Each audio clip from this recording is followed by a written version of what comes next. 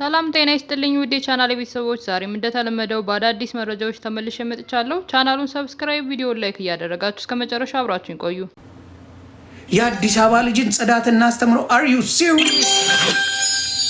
እንደው ፈጣሪ እስቲ ጠይቁልኝ። በአዲስ አበባ ልጅ ነው ጽዳት የምታስተምሩት? የአዲስ አበባ ልጅ ከነፎ ከተመጠ ለአዲስ አበባ ልጅ ጽዳት ልታስተምር? በድንጋይና በቅጠል ስትጠረግ ይኖርክ? ጽዳት ለአዲስ አበባ ልጆች እናስተምር። ሽንት ቤት የሚባል ምን እንደሆነ ትርጉሙን የማታውቁ ሰዎች፣ ሳሙና የሚባል እስካሁን ድረስ የሌለበት ቦታ አለ አይደል እንዴ? ሴቶች የወር አበባቸውን እንዴት እንደሚጠቀሙ የማያውቁበት ቦታ በገጠሩ በብዛት አለ አይደል? ዘመነ ካሴ አዲስ መግለጫ ሰጥቷል። ከሰጣችሁ መግለጫ መካከል ቀንጨባ አድርጌ ላሰማችሁ። በጣም ነው የወደድኩት፣ እናንተም ተወዱታላችሁ። የዓለም ጥቅሞች ሁሉ ተሰልፈው ቢመጡ መዳፋችን ላይ ቢቀመጡ አንዲት ግራም የምትሆን ነገር የአማራን ጥቅም አሳልፈን አንሰጥም ነው ያሉት። በጣም ደስ የሚል መግለጫ ነው። ሙሉን ደግሞ ያነቡታል። ላሰማችሁ፣ ሀሳባችሁን ኮሜንት ላይ ጻፉልኝ። በጣም ጠንከር ያለ መልእክት ነው ያስተላለፈው ዘመነ ካሴ። ባጭሩ ከአርበኛ ዘመነ ካሴ የተላለፈ መልእክት፣ አደም ፊቱን ዞሮበት ወይንም እንደ ፍጥር ጥሉ ለጣፋንታው ትቶት ረስቶት እያለ መተን ቀብረነዋል የተባለው የአማራ ሕዝብ መቃብር ፈንቅሎ ብድግ አለ። ያላንዳች መካሪና ተቆርቋሪ፣ ያላንድ ሰው ሐሳብ አበዳሪ፣ ከመከራው ተምሮ ከራሱ መክሮ አማራ የራሱን አብዮት ራሱ ፈጠረ። ሲነሳ በደነገጡት ጠላቶቹ ፊት ራሱን በፍጥነት አደራጅቶ የህልውና ትግሉን ጀመረ። እፍኝ የማትሞላ ተተኳሽ በመቶ ሺዎች ብር እየገዛ ታጣቂም አስታጣቂም ራሱ ሆኖ ወደ ራሱ ግብ መገስገስ ቀጠለ። እነሆ 3 ዓመት አለፈው። ትልቁ ብሔራዊ ሀብት ሰው ነው። የሁሉም ነገር፣ የፖለቲካውም፣ የታንኩም፣ የዲፕሎማሲያዊም፣ የሪቱ ዓለሙም ግርግር ማዕከሉ መቋጫው ሰው ነው። ለሰው ልጆች የተሻለ ነገር ለማምጣት የሚደረግ ነው። የራሱን ህዝብ በሰማይም በምድርም እሳት አሰማርቶ የሚያነድ ዘረፈጅ ስርዓት ስለ ብሔራዊ ክብርና ሉዓላዊነት ያውቃል። የት ያውቃል? ስለ ሀገር ለማውራት ሞራል ውስጥ ከየት ይገኛል? አንገቷ ላይ ቆሞ እያነደዳት ያለችን ሀገር እወዳታለሁ ሊለን ይሞክራል። የጥፋት ተልእኮ ይዞ ሀገር እያቃጠለ ሳያፍር ሌላውን ኃይል በተላላኪነት ሊከስ ይዳዳዋል። ለግብፅ መላላክን፣ ለፕሬዝዳንት ኢሳያስ መሽቆጥቆጥን፣ ለህዋት መንበርከክን አብይና ቡድኑ እንጂ ፋኖ አያውቀው። በእኛ በኩል የዓለም ጥቅሞች ሁሉ ተሰልፈው ቢመጡ መዳፋችን ላይ ቢቀመጡ አንዲት ግራም የአማራን ህዝብ ጥቅም አሳልፈን አንሰጥም። የአማራ ህዝብ ህልውና ጥቅሙና ምኞቱ ለድርድር አይቀርቡም። ቅዱስ ናቸው። ቅዱሱን የሚነካም የሚያስነካም ማንም የለም። ነገር ግን ካለፉት ረዥም ዓመታት ከራሱ ከብልጽግና ስህተትና ውድቀትም ተምረን ከቀጠናዊና ዓለም አቀፋዊ ልውውጡ የማንም ወኪል ሳይሆኑ መጠቀምን እናውቅበታለን። በዲማሊሞ ገደል አናት በተወጠረ ገመድ ላይ አይናችንን ታስረን እንኳ አመጣጠን መራመድና ወደ ነገ መሻገር እንችላለን። ይህ መከራ ከእድሜው በላይ ያስተማረው ትግል ነው። ስለሆነም በፍጹም አንሳሳትም። ከኢትዮጵያን ኃይሎች ጋር በጋራ መርፌ የመግዛት ተልእኮ እንኳ ቢኖረን የአማራ ህዝብ በይፋ ሳያውቀው የምንጓዘው አንድም እንኳን ስውር እርምጃ የለም። ጠላት ግን ይጮኋል። ይህን ውሃ ምን ያስጮኋል ቢሉት በውስጡ ያለው ድንጋይ ብሎ መለሰለት አሉ። በዚህ ወቅት ብልጽግና የተባለ የኩሬ ቦይን የሚያስጮሁት ድንጋዮች 2 ናቸው። አንደኛ ፍርሃት። አብይ የቀጠናውና የሀገር ውስጥ ኃይሎች ከተባበሩ እድሜ በአንድ እጅ ጣቶች ልክ የተቆጠሩ ናቸው ብሎ ስለሚያምን ደንግጧል። እናም ድንገት ጥቂቶችን አደናግሬ የማምሻ እድሜ ባገኝ ብሎ ሌት ተቀን ይጮኋል። ከሞት የማያድን ጩኸት። 2 ጦርነት። በአብይ አህመድ ስሌት የአማራ፣ የትግራይ፣ የአፋርና ሌሎች ህዝቦች ገና በበቂ አልደቀቁም። ስለዚህ በተገኘው አጋጣሚ ሁሉ መድቀቅና መጥፋት አለባቸው። ይህ ይሆን ዘንድ ሰበብ ያስፈልጋል። ስለሆነም አቅም አግኝቶ ነገ ወደ አንድ ተረኛ ህዝብ ቢተኩስ ለዓለሙ የሚነግረው ሰበብ ተባብረው ሊያጠፉ ሲሉ ራሴን ለመከላከል ጦርነት ከፈትኩ ይሆናል ማለት ነው። ይኸው ነው። ይህ ትግል የአማራንና የሀገራችን ህልውናን የማረጋገጥ ትንቅንቅ ብቻ አይደለም። ቢያንስ ለሚቀጥሉት 500 ዓመታት የጥይት ድምፅ የማይሰማ ትውልድ የመፍጠር ተልእኮም ነው። ብልጽግና ይወገዳል፣ የአማራ ህልውና ይረጋገጣል። ኢትዮጵያ ለኢትዮጵያውያን የፍቅርና የደስታ ምድር ትሆናለች፣ ሰላም ትሆናለች። አርበኛ ዘመነ ካሴ አማራ ፋኖ ብሔራዊ ንቅናቄ ሊቀመንበር ይላል። አብይ አህመድ እንደ ጋዳፊ ከስርቻ ውስጥ የሚጎተትበት ቀን እንደሚመጣ ምንም ጥርጥር የለኝም። ይህ መሬት ሂዶ መደበቅ የማይችልበት ሁኔታ፣ የትም ሀገር ሸሽቶ መኖር የማይችልበት ሁኔታ የሚፈጠርበት ጊዜ ሩቅ አይመስለኝም። እንዳያችሁት ላይም አሳ መስሏል ተለጫጭቶ ይሄ ሰውዬ ባለፈው 100 ሺህ እንሰጣለን በሉ መሬት እንሰጣለን በሉ ምናምን ብሎ እየጨነቀው ብርድ የሚለው ሰውዬ ነው። ይሄን ሰው ምርጫ አስፈጽመናል ብሎ ደብረ ማርቆስ ላይ ካባ ያለብሱት ነበር እነ ቀንዳውጣ እና ደብረ ማርቆስ ላይ ጋሻና ጦር አስይዘው ካባ ሲያለብሱት ደብረ ማርቆስ አፍንጫ ስር ስናን ወረዳ ላይ በርካታውን ሙትና ቁስለኛ አድርገው የበርካታ ደግሞ ማርከው ድል በድል ሆነዋል። እሱን አዳራሽ ውስጥ ካባ ያለብሱታል። ፓራዶክሱን እንድታዩት ሪል መሬት ላይ ተሸንፎ ዱቄት እየሆነ እንደለመደው ደግሞ አሁን ብቅ ሲል ይጠብሱታል። ከዛ በኋላ 100 ሺህ ሰጣለሁ በሉ በሬ ሰጣለሁ በሉ አልቅሳችሁ ህዝቡን ፋኖውን ወደ ቤት ግባ በሉልን እያለ እያለቀሰ የሚለምን ነው። እብሪት ያለው ብርጋዴር ጀነራል ነበረ። ከፊት ሆኜ እመራለሁ ብሎ ሁላ ዘክ አለ።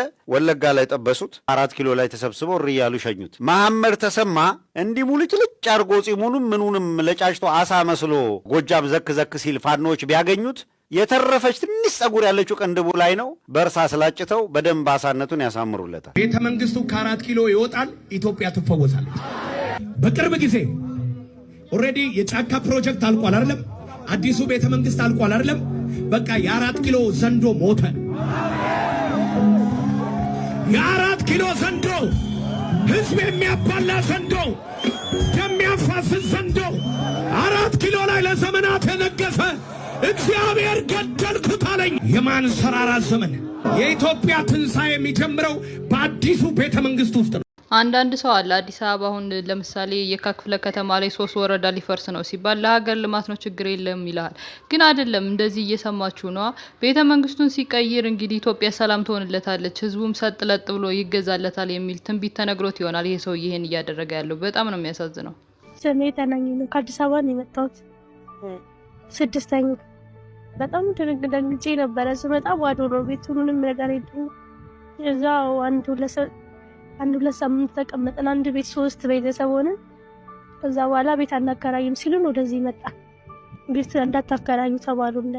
የፈረሰባችሁን እንዳታከራዩ ታዲና ከዛ አናከራይም ሲሉን ወደዚህ መጣ ነው። በቢቡኝ ወረዳ ድጎ ጽዮን ከተማ የአብይ አህመድ ሰራዊት ወይም እነ ትርፍ አንጀት እነ ጠግቤው ምሬ ባሉበት ዛሬ ፋራ ኮማንዶ 25 ሰው አመጣን ብሎ 25 ሰው ነው መሰለኝ የመጣ ረዳው በ15 ይሆናሉ። 4 ወር ሰልጥ ነው እንግዲህ። እነዚህ ፋራዎች በፋኖ ጥይት እንደባለፈው እንደ ዘመዶቻቸው ሬፋር ይባላሉ እና ዛሬ ድጎ ከተማ ቢቡኝ ወረዳ ላይ እነ ጠግቤው ምሬ የሚባል እነዚህን 15 ልጆች 4 ወር ሰልጥነው መጡ ብሎ እየጨፈረ ያስተኩሳል። አይጠገቤው ምሬ እንዲሁ አፈር ብላ ብዙ መሪዎች አይተናል። እንደ አብይ አህመድ ደካማ፣ እንደ አብይ አህመድ ቅንነት የጎደለው፣ እንደ አብይ አህመድ በቃ ደግሞ በማያውቀው ነገር አዋቂ መስሎ መታየት የሚፈልግ ደፋር የለም። ተው አብይ አህመድ ነው፣ አምባገነን ነው። ኢትዮጵያ ውስጥ ነው የምላችሁ ወላሂ አዚም መኖርም መሞትም የማይቻልበት ሀገር ነው። ወላሂ መኖርም አችልም። ለኑር ብትልም አልኖርም፣ ለሙት ብትልም ደግሞ ቶሎ አሙት። ያስጠላኝ ነው ወላሂ። ሁሉም ያለው ብቻ የሚነክስበት የሌለው ምን ያውቅ ማንም ቼክ አያደርግም። አንተ ወላሂ ማንም የት እንደሆንክ እራሱ ማንም አያውቅም። ከሌለህ የለህም ወላሂ ያሌለ ነው። በቃ በጣም የደበረኝ። አርበኛ ይርታቸው ነኝ። ዛሬ የመጣሁት ለመከላከያ ነው። መከላከያ ለምን በከንቱ ደማችሁ ይፈሳል? አገር ለሚመራ የኢትዮጵያ ሕዝብ ለፍትህና ለዲሞክራሲ የሚጠብቅ ዜጎች አክብሮ ቢሆን ኑሮ ብትሞቱ ለሀገራችሁ ነው። ይህ ግን አገር እያፈረሰ ያለው የኢትዮጵያን ሕዝብ እየገደለ ያለው አሸባሪ አብይ አህመድ ለሱ ብላችሁ መሞት የለባችሁ። አገራችን እንፈልጋታለን፣ እናንተም እንፈልጋችኋለን። ከወንድሞቻችሁ ከፋኖ ጋር ከምትገዳደሉ ቀጥታ በአስቸኳይ ለፋኖ ስልጣን እንድታስረኩ አብራችሁ ከፋኖ ጋር ሆናችሁ ወደ አዲስ አበባ ፊታችሁ አዙራችሁ እንድትገቡ። ድል ለፋኖ፣ ፋኖ ያሸንፋል። እንግዲህ ጆሮ ያለው ይስማ ነው። መከላከያዎች ይሄንን ምክር ልብ ብላችሁ መስማት አለባችሁ። ዝም ብላችሁ እንደ ጅል እየወጣችሁ አትለቁ። ወረዘስ ከስቀዳም ነው አርሶ አደር ነኝ። ያው የምታዩት ነው ቤቱን እንግዲህ የምታዩት ነው። ዙረኔ ካት እንደመጣ አላውቅም። ያው እነሱ እንደዚህ አድርገው እንደ እኛም ቤቱን ዘግተን ሮጥን በረርን።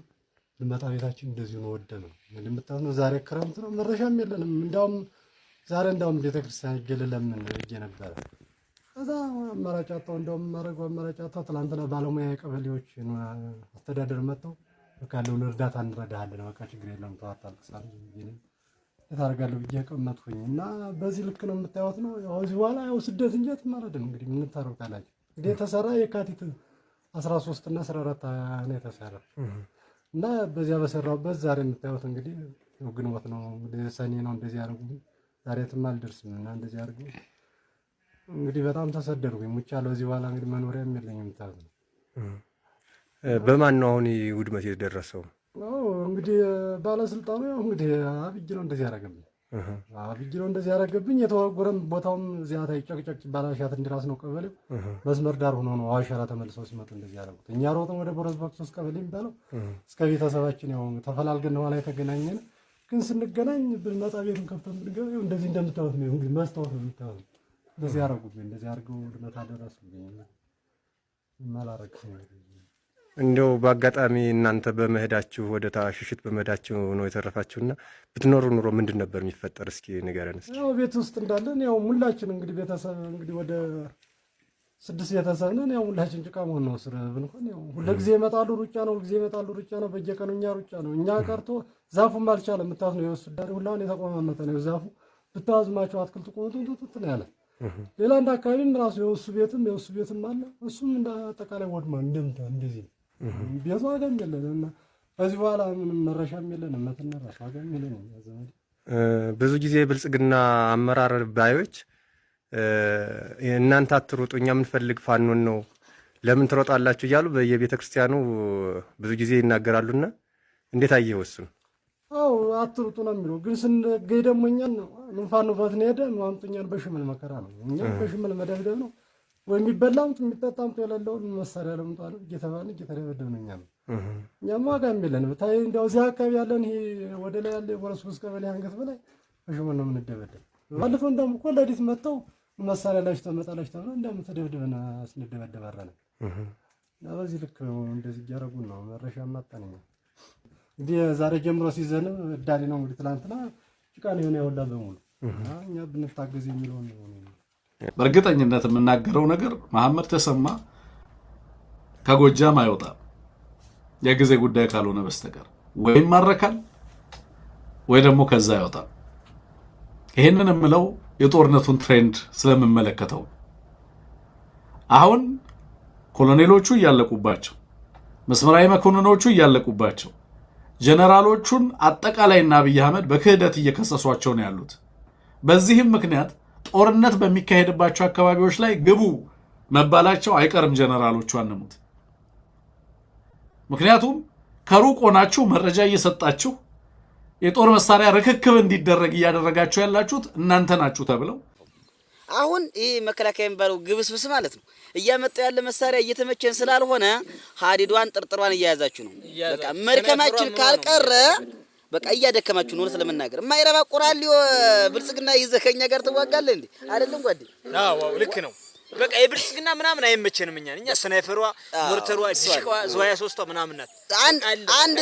አንድ ቲም 3 ስናይፐር መያዝ አለበት አይደል? አዎ እንዴ በብሬን በጋንታ ብሬን በርከት አድርጋችሁ ይዛችሁ ዝም ብላችሁ የማይረባ አዎ ቆራሊዮ ይያዛችሁ አታሩጡን ይዘገያል እንጂ አህያ ለጅብ ናት ይባላል። ግድ ነው በቃ። ስለዚህ አሁን እኔ መልእክትን ማስተላለፍላችሁ አብይ አህመድ ጥርጥሩን ስጣቸው፣ ሀዲዱን ስጣቸው፣ ሀዲዱን ይዞ ይዋጉ። በሀዲዱ ነው እኛ የምንፈልግ፣ በሀዲዱ ይቅጠሙን። በቃ ደክመን ደን ስናየው የምናገኝ ቁራሊዮ ብልጽግና ነው። ለምን ይሻማየውን መሳሪያ ለዚያ ለቱልቱላው ማለት ነው አጥቦ አይለብሱ። ለዚያ የማይሆን ነው። እናመሰግናለን። ፎሎ ላይክ እያረጋችሁ እነ ኢቲቪ እነ ፋና ግን አሁን ላይ ሰው ይከታተላቸዋል ብላችሁ ታስባላችሁ? አሁን ቅርብ ጊዜ ኢንተርቪው አድርጎ ነበር አብይ፣ ገብቼ እያየሁት ነበር። ምንም ቪው የለውም። ከሱ ይልቅ አንድ የዩቲዩብ ቻናል በጣም ይታያል፣ ብሎግ ምናምን የሚሰሩት ማለት ነው። ህብረተሰቡ በዚህ ያክል ነው የነቀውና ማንም የእናንተን እንቱ ፈንቶ ወሬ የሚሰማ የለም። ዛሬ ሚዲያ ላይ ወጣ አብይ አህመድ የቱሪዝም ጉዳይ ላይ አወራ። ጠቅላላ ፋና ብትሄዱ እሱ ነው፣ ኢቲቪ ብትሄዱ እሱ ነው፣ አዲስ አበባ ቲቪ ብትሄዱ የሆነ ሁሉም ጋር አብይ ነው እና ዋናው ሚዲያ ዋናው ፕሮግራም የሚሰማው ስላጡ ምን አደርጋሉ? 2 ደቂቃ 3 ደቂቃ እና የተወሰነ አርዕስት የተወሰነ ለየት ያለ አርዕስት የሚያምር ማምር ያለው ዩቲዩብ ላይ ይለጥፉታል። ማንም አየው። በእውነት እንደዚህ አይነት በዘራቸው አድርስ ዋና ሶርሱ ለምሳሌ አንድ ላሳያችሁ። ዋና ሶርስ እዚህ ጋር ቅድም አሁን ከስክሪንሾት የተወሰደ ቱሪዝም የአንድ ሰዓት ከምናምን ነው የምታዩት ስክሪን ላይ 1 ሰዓት ከምናምን ነው ፕሮግራሙ። ያው ይታያችኋል ብዬ አስባለሁ። 1 ሰዓት ከምናምን ነው ፕሮግራሙ። 1 ሰዓት ከ16 ደቂቃ ነው እና 1 ሰዓት ከ16 ይህን ሁላ ሲያስተላልፉት ላይቭ ውለው ሲያስተላልፉት መጨረሻ ላይ 1000 አልሞላ ያየው ሰው 621 ሰው 621 1000 ሰው አላየው። ተመልከቱ። በ2 ሰዓት 2 hours ago ይላል። ከዛ ምን አደረጉ? እየቀነጫጨቡ አርስት እና በጣም ተመልከቱ። እዚህ ላይ አሳያቸዋል። እዚህ ጋር እንዴት አድርጎ እንዳሳሉት ማለት ፕሮግራሙ እንዴት ፕሮሞት ለማድረግ እንደፈለጉ ብልጽግና ለምሳሌ 3 hours ago ስንት ሰው አየው? 4 minutes ago 3 ሰው አየው። 15 minutes ago 40 ምናምን ሰው አየው። ይታያቸዋል ብዬ ነው። 1 hour ago 8 ሰው ምናምን 8 እንደዚህ ነው ሰው የሚያየው። በቃ ባጭር ቋንቋ እንደዚህ ነው ሰው እያዩ አይደለም።